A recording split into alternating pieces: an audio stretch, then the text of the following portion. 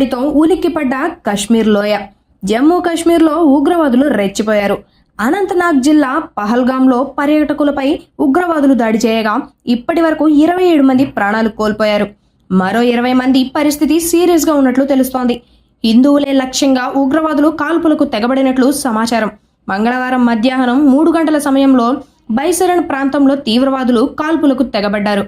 ఆ ప్రాంతంలో దాదాపు 40 మంది పర్యాటకులు ఉండగా అటవీ ప్రాంతం నుంచి చొచ్చుకొని వచ్చిన ఉగ్రవాదులు ఈ దుశ్చర్యకు పాల్పడ్డారు.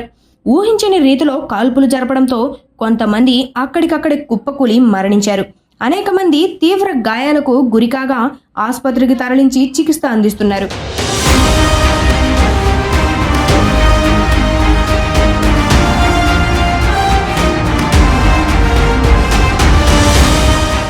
పహల్గాం ఉగ్రవాద దాడిపై అమెరికా ఉపాధ్యక్షుడు జేడీ వాన్స్ స్పందించారు. ఈ భయంకరమైన ఉగ్రవాద దాడిలో బాధితులైన వారికి మా సంతాపం తెలియజేస్తున్నాము. అధ్యక్షుడు ట్రంప్ ఇప్పటికే ప్రధాని మోదీతో మాట్లాడారు.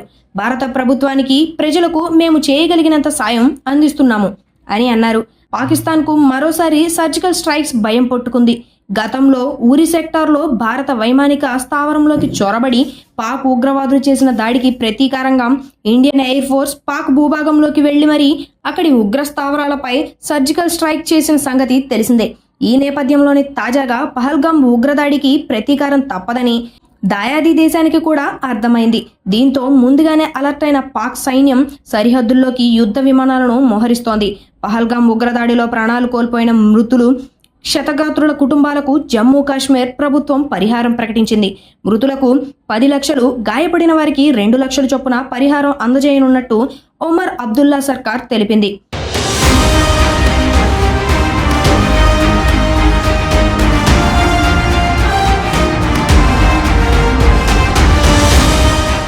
పహల్గాంలో పర్యాటకులపై ఉగ్రవాదులు మారణకాండను యావత్తు ప్రపంచం ముక్తకంఠంతో ఖండిస్తోంది.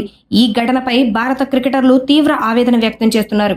ఇలాంటి సమయంలోనే దేశం ఐక్యంగా ఉండాలని, కారకులు తప్పకుండా భారీ మూల్యం చెల్లించుకుంటారని సామాజిక మాధ్యమాల్లో వేదికగా పోస్టులు పెట్టారు.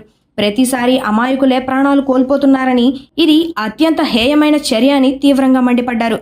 ఇది హృదయ విదారకమైన ఘటన అని వాపోయారు. జమ్మూ కాశ్మీర్లోని అనంతనాగ్ జిల్లాని పహల్గాంలో ఉగ్రవాదుల కాల్పుల్లో త్రుటిలో బయటపడిన కొందరు అక్కడ పరిస్థితి చూసి భయంతో వణికిపోయారు. కొండలు గుట్టల్లో పరిగెత్తుకుంటూ వచ్చి కుప్పకూలిపోయారు. తమ కళ్ళెదుటే బిడ్డలు, భర్తలు, తోబుట్టువులు, బంధువులు, స్నేహితులను కోల్పోయిన బాధతో గుండెలవిసేలా రోధించారు.